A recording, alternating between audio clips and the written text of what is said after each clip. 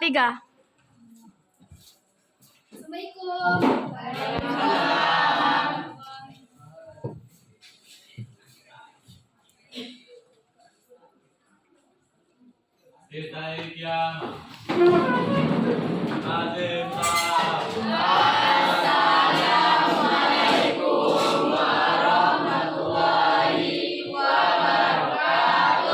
Waalaikumsalam warahmatullahi wabarakatuh.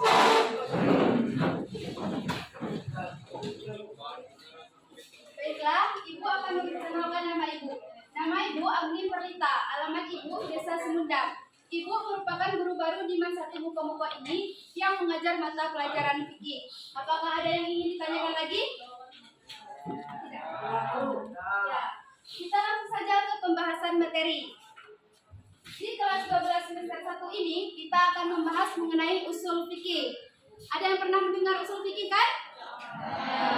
Siapa yang sudah mencatat bab usul fikih? Ya, bagus. Pada poin pertama kita akan mempelajari tentang apa pengertian fikih. Pengertian fikih secara definisi terbagi menjadi dua, yaitu secara bahasa dan secara istilah.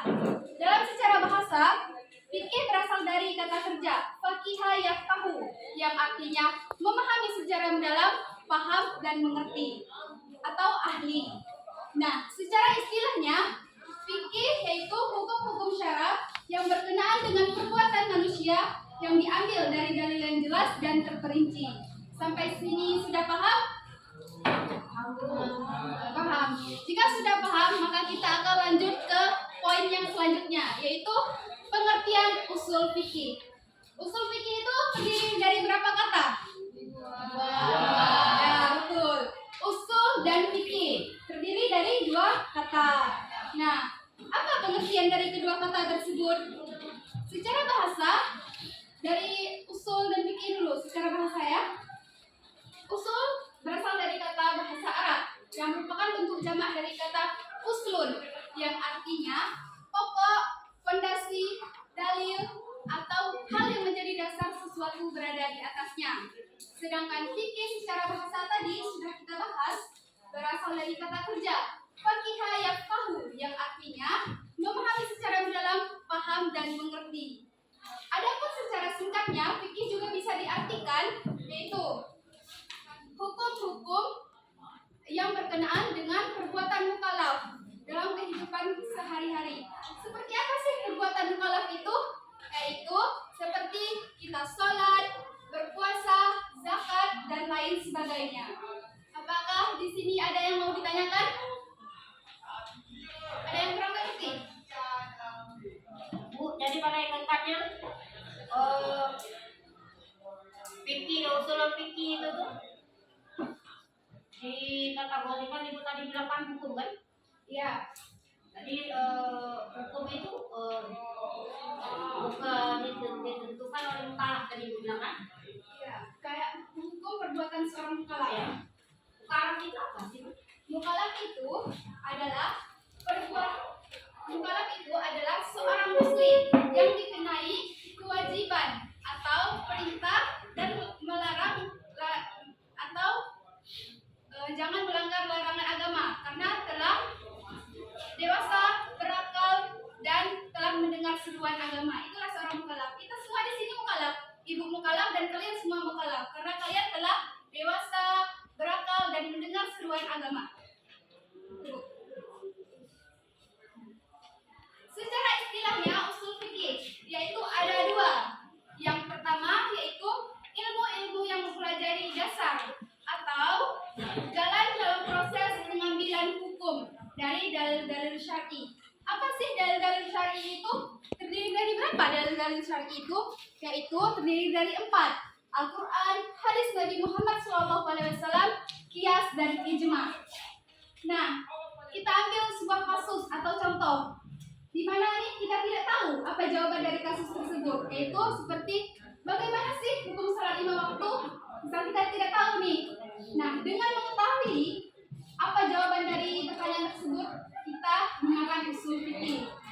Kayak gini.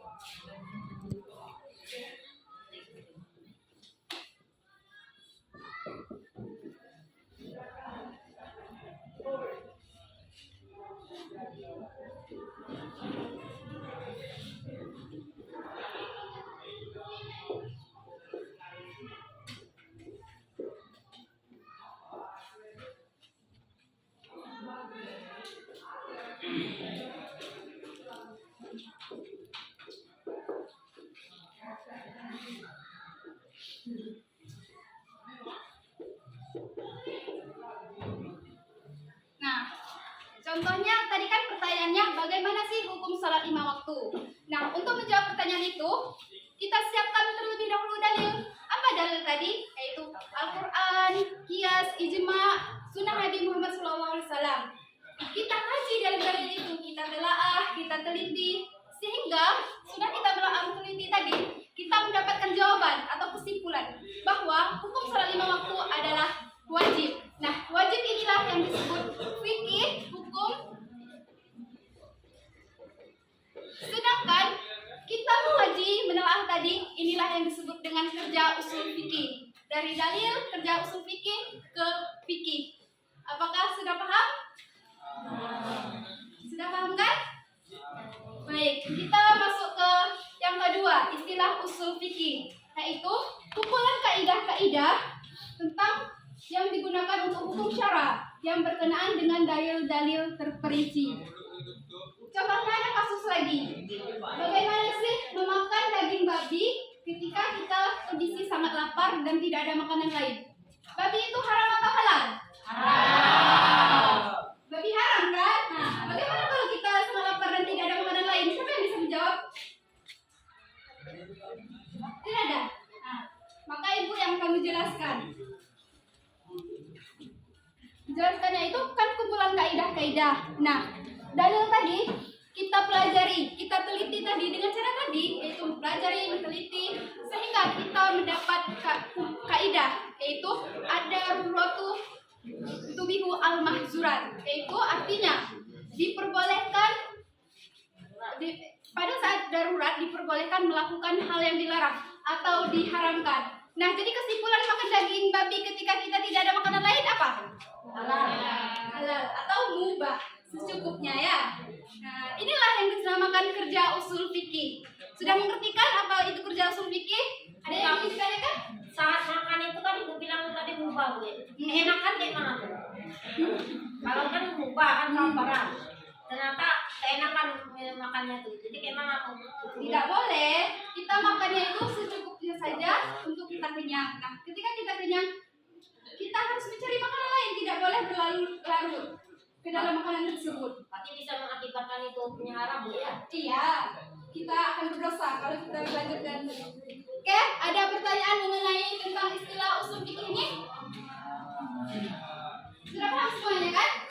Nah, lanjut ke pembahasan atau poin selanjutnya yaitu dalil fikih. Ada yang hafal dalil fikih? Angkat tangan. Ayo, siapa yang hafal dalil fikih? Ada apresiasi nih. Hadiah. Hadiah. Siapa yang tidak hafal dalil fikih? Ayo. Ya, kalau tidak hafal coba bacakan saja. Siapa yang ingin bacakan? Ada beng-beng.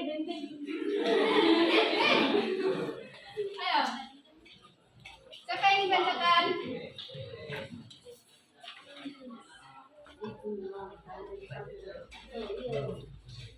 Ya, oke kan? Tidak yang mau bacakan? Baca. Ibu aja nanti yang bacakan.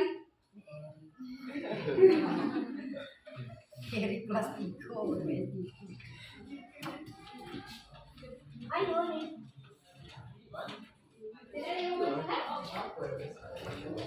Bisa mau bacakan? Nah, Yolanda. Coba bacakan Yolanda. Beng-beng. Ibu baca kan depan. Beng-beng. Al-fiqhu wa majmu'u Al-fiqhu wa majmu'atul ahkami syar'iyyatil amaliyatil mustafadati min adillatiha tafsiliyah. Nah, bagus. Kalau sudah membacakan, ibu bagi hadiah nih beberapa. Nih, yang Anda. Ulangi lagi ya dalilnya tadi. Kemarin. Kemarin mau bacakan? Dapat hadiah? Ada tidur aja bu. Teman kami yang paling pemalas. Ibu ulangi bacakan lagi ya. Yaitu al-fiqhu wa majmu'atul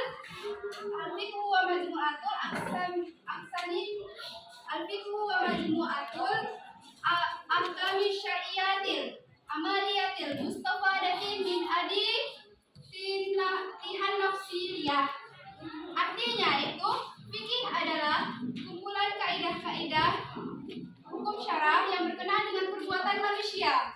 manusia dan diambil dari dalil-dalil yang terperinci. Sudah paham kan dalil fikih? Sudah ada di buku semuanya? Ya, kita masuk ke dalil usul fikih. Nah, kalau dalil usul fikih ada yang hafal? Itu tadi Bu, dari fikih tadi menurut pendapat siapa tuh? Menurut pendapat Abdul Wahab Halaf. Sudah jelas? Dalil usul fikih ada yang hafal? Kalau enggak, bacakan saja. Siapa yang mau bacakan? Itu loh tadi yang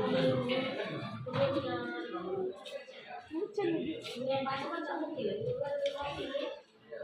Rara. Bacakan Dara. Rara mau pintar warna yang atau Ada enggak di buku? Coba dilihat. ada dong. Enggak ditulis ya dalilnya? Enggak ditulis. Rara ini. Siapa yang nulis dalil? Coba aku cek. Siapa? Baca ya. Ini. Ini. Coba bacakan. Bismillahirrahmanirrahim. Adrakul qawaidil lati yatawassahu bima ila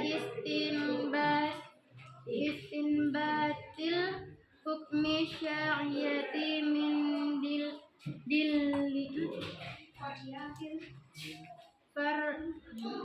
far'iyatil min adillati tafsiliyah. Bagus. Saya membacakan dapat makanan nih untuk Opil. Kasih sudah membacakannya. Ibu ulangi lagi ya dalil usul fikihnya yaitu idrakul qawaidil lati yatawassalu biha ila istinbatil hukma syar'iyyah far'iyatil min adil tihan nafsiliyah. Artinya usul fikih itu berarti dijadikan alat sebagai kaidah-kaidah untuk menghasilkan hukum furu yang diambil dari dalil yang jelas dan terperinci. Sudah tahu kan akhirnya dalil usul fikih ini? Sudah paham kan? Masuk ke pembahasan selanjutnya yaitu objek kajian fikih. Apa sih objek kajian ilmu usul fikih ini? Objek kajian ilmu usul fikih adalah aspek perbuatan mukallaf dan nilai-nilai yang berkaitan dengan perbuatan tersebut. Perbuatan seorang mukallaf berkaitan dengan perbuatan amaliyah dan jinayah. Aspek ibadahnya bagaimana? Itu aspek ibadah hubungan vertikal antara Allah Subhanahu wa taala dengan manusia. Ibadah seperti apa? Yaitu seperti salat, zakat, puasa, haji, dan amal perbuatan lainnya. Nah, disinilah muncul istilah ibadah mahdah dan ibadah khairul madah. Ada yang tahu perbedaan antara kedua ibadah tersebut? Angkat tangan. Siapa yang tahu? Saya mau khairul mahda hubungan manusia terhadap Allah, khairul mahda selain daripada hubungan hablum nanas. Kalau mahda hablum nanas, khairul mahda khairul hablum kalau khairul mahda khairul hablum Allah, khairul mahda hablum nanas, hablum Allah.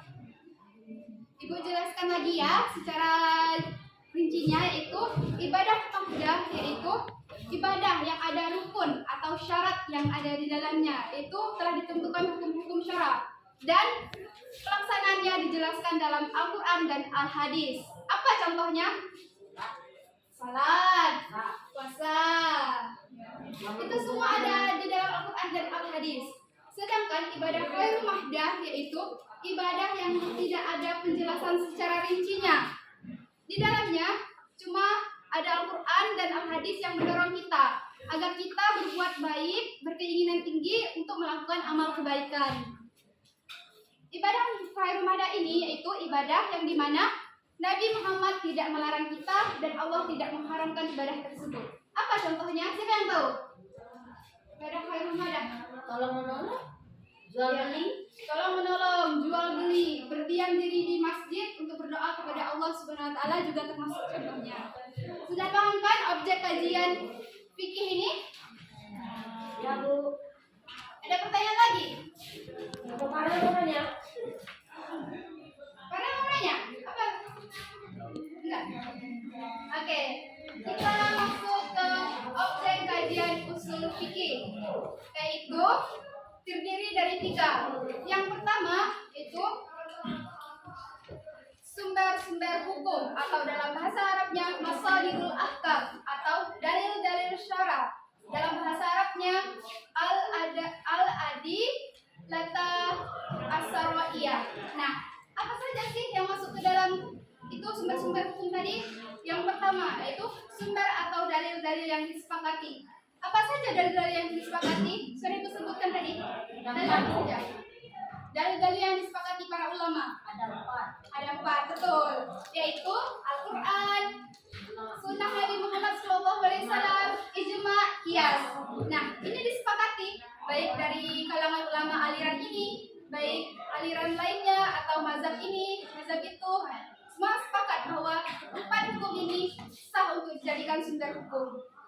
Nah, yang kedua yaitu hukum-hukum syara. Yang kedua yaitu sumber atau dalil-dalil yang diperselisihi.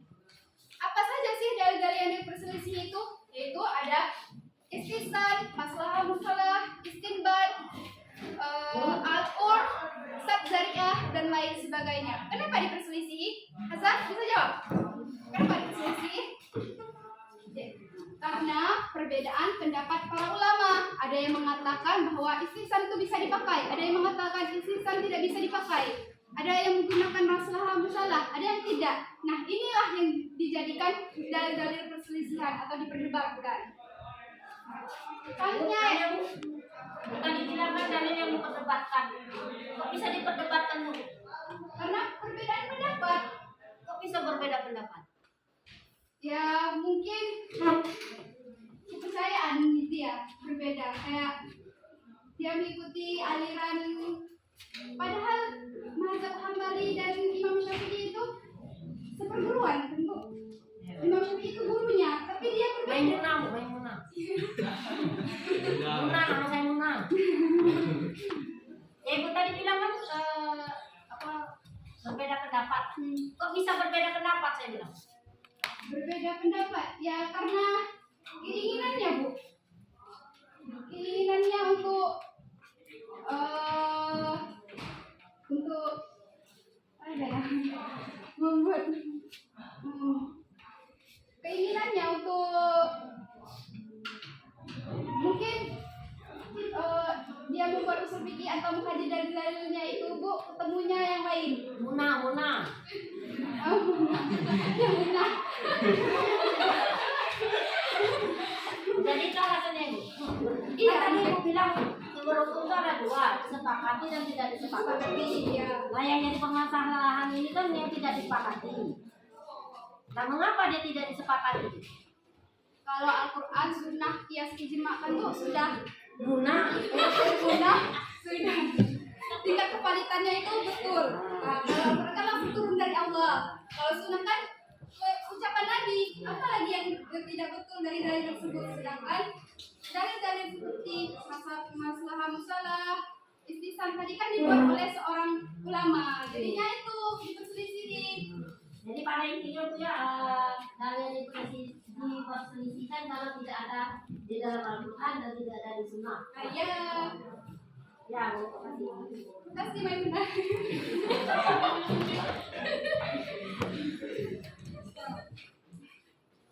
Yang kedua yaitu hukum-hukum syara terbagi menjadi 4 komponen. Yaitu yang pertama al-hakim, sang pembuat hukum. Siapa sih sang pembuat hukum itu? Yaitu Allah, nabi perkataannya gitu. Nah, yang kedua yaitu al-hakim alaihi, orang yang dibebani hukum. Siapa sih yang dibebani hukum? Tak semua. Nah, kita semuanya orang-orang mukallaf yaitu dibebani hukum. Kalian Bu sudah belum balik Bu. Belum balik.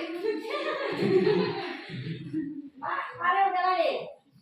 Udah tidak beri beban Bu. Nah, ya, telat. Yang ketiga itu al-mahkum furu, al-mahkum firi.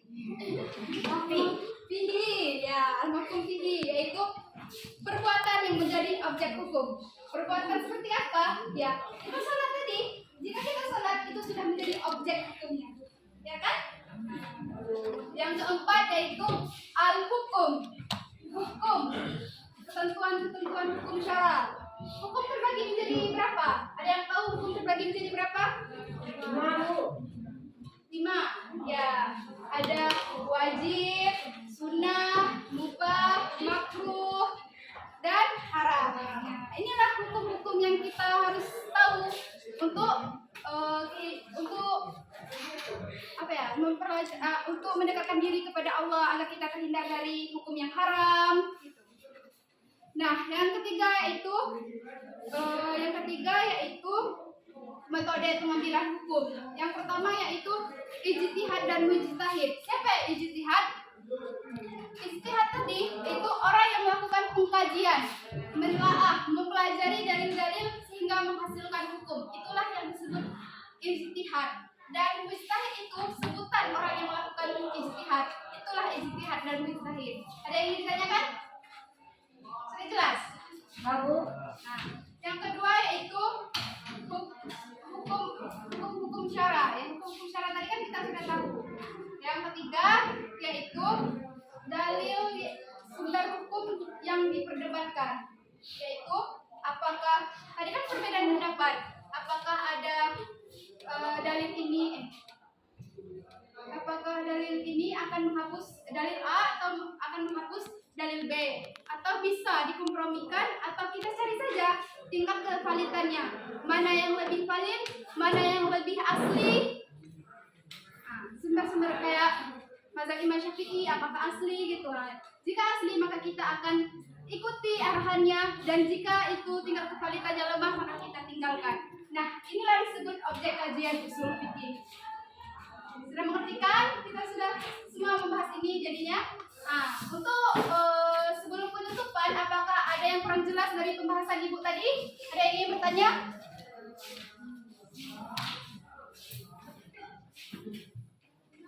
Ada yang ingin bertanya? Angkat tangan. Tidak usah malu-malu. Apa sih yang membuat itu perlu kita pelajari?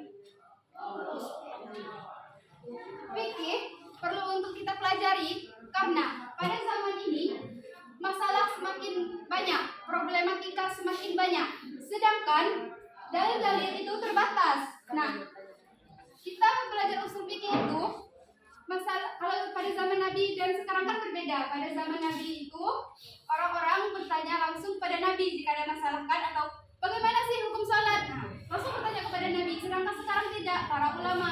Nah, dengan adanya usul fikih, para ulama bisa merumuskan apakah akhir dari hukum tersebut, apakah wajib, sunnah, sehingga para pemuda-pemuda sekarang bisa menjalankan kehidupan sesuai syariat Islam. Apakah Sasa sudah mengerti?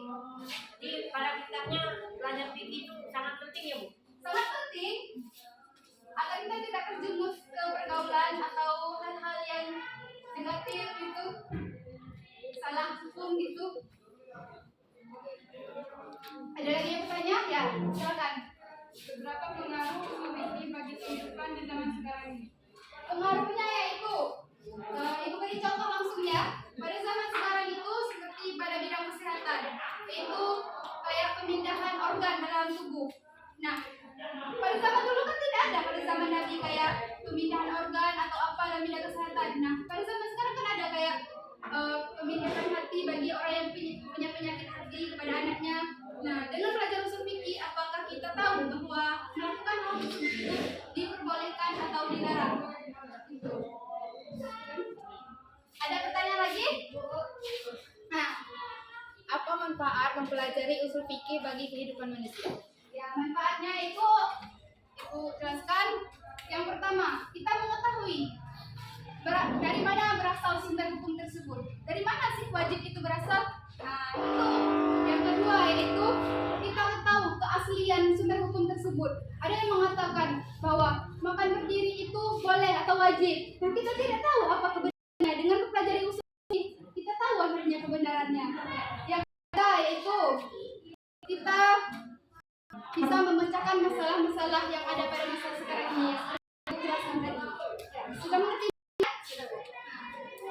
Makan Giska. Apa hukumnya bagi seseorang dalam belajar ilmu fikih? Hukumnya itu ada wajib dan fardu ain. Ya. Wajib yaitu bagi perseorangan atau individu. Jika dia melakukan mempelajari hukum salat, maka dia wajib untuk mempelajarinya. Sedangkan fardu ain contohnya itu belajar ilmu mawaris, ilmu kayak mensolatkan jenazah, menguburkan jenazah. Jika sebagian mempelajari, maka kewajiban bagi yang lain itu gugur atau menjadi sunnah.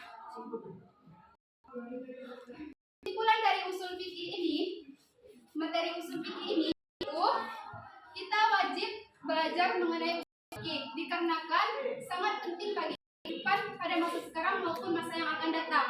Karena apapun hukum tersebut harus memerlukan usul fikih karena itu adalah jalan atau proses menuju hukum tersebut.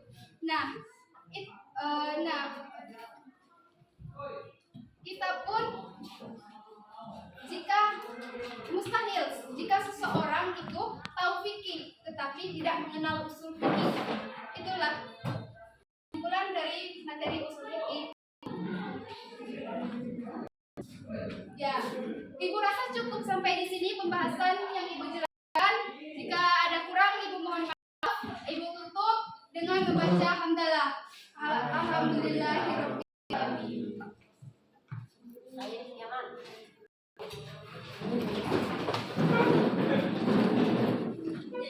Aziz salam.